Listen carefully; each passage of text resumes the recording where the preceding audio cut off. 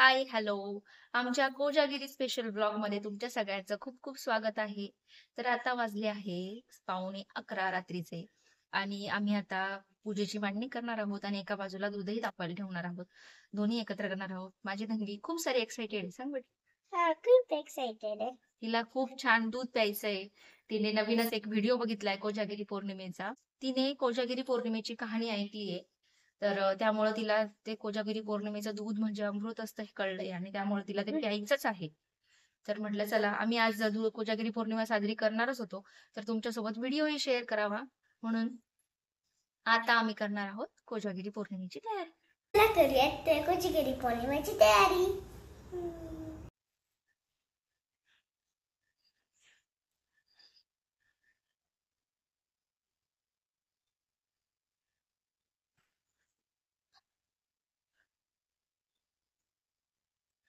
तर इथे सगळी पूजेची मांडणी मी करून घेतली आहे. तुम्हाला दाखवते मी कशी पूजा मांडली आहे ती. तर हे आहे इंद्राचं प्रतीक. हे आहे लक्ष्मी देवीची सुपारी. ही आहे कुबेर देवांची सुपारी. हे आहे श्रीयंत्र. हे चंद्रदेवाचं प्रतीक म्हणून इथे मांडलेलं आहे. आणि माझ्याकडे कुबेर यंत्र आणि कुबेराची पूर्ण ही पेटी आहे. तर ती पेटी मी इथे पूजेसाठी ठेवलेली आहे. आता मी पटकन दूध तयार करणारे, दूध आटवून घेणारे. आता वाजले आहेत 11. पटापट दूध आटवून झालं की थोडा वेळ ते चंद्राच्या प्रकाशात ठेवणार आहे आणि चंद्राच्या प्रकाशात ठेवून झाल्यानंतर त्याला इथे 12 वाजेला, ठीक 12 वाजेला मला इथे देवीला नैवेद्य म्हणून पण ठेवावं लागेल आणि त्याच्यानंतर मला श्रीसूक्त वगैरे म्हणायचं. इथे मी 1 लिटर दूध घेतलेलं आहे आणि ते मी आटवायला ठेवलेलं आहे. सहसा सगळेजण हे सगळं टेरेसवरती आटवतात दूध किंवा बाहेर जर जागा असेल लग्नामध्ये वगैरे तर तिथे आटवतात. पण आमच्याकडे तसं अवेलेबल नाहीये. आम्हाला टेरेसचा ॲक्सेस नाहीये आणि दुसरी गोष्ट म्हणजे आमच्या बाहेर डायरेक्ट रोड आहे घराच्या बाहेर. तर त्यामुळेही आम्हाला तिथे काही चूल वगैरे मांडता येणार नाही. म्हणून आम्ही काय ठरवलं, घरातल्या घरातच सगळं दूध आटवून घेऊया आणि मग त्यानंतर थोड्या वेळासाठी चंद्र त्याच्यामध्ये बघूया आणि मग आपण त्याला देवीला नैवेद्य म्हणून ठेवूया आणि मग आपण स्वतःही पिऊ. वासुदेवाय. ओम नमो भगवते वासुदेवाय. ओम नमो भगवते वासुदेवाय. ओम नमो भगवते वासुदेवाय. ओम नमो भगवते वास. आता हे दूध भरपूर सारं कमी झालेलं आहे आणि याच्यामध्ये छानसा असा साय पण तयार झालेली आहे. घट्टपणा दुधाला आलेला आहे.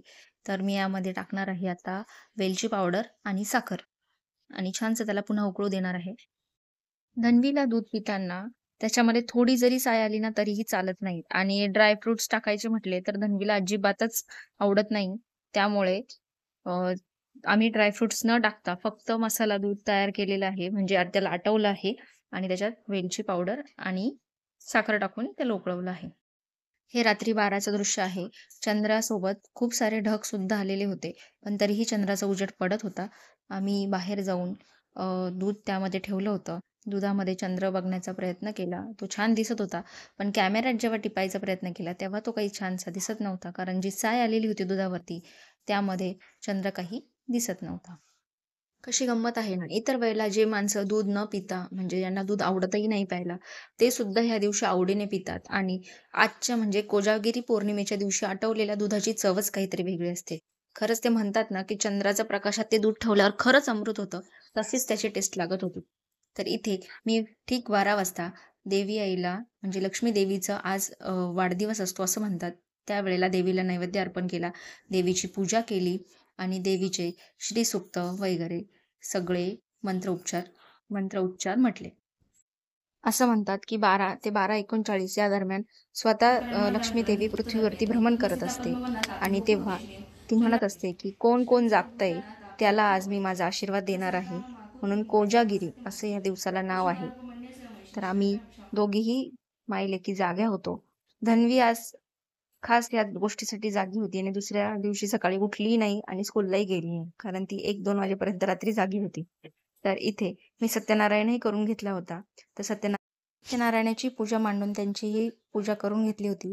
आणि रात्री कोजागिरी पौर्णिमेचीही पूजा मांडून त्यांचीही पूजा केली होती. तर असा केला आम्ही कोजागिरीचा दिवस साजरा. तर भेटूया अशाच एका नवीन ब्लॉगमध्ये. तोपर्यंत बाय. अशाच आमच्या नवीन-नवीन ब्लॉगसाठी आमच्या चॅनलला लाईक करा, शेअर करा, सबस्क्राईब करा. बाय. भेटूया पुढच्या ब्लॉगमध्ये.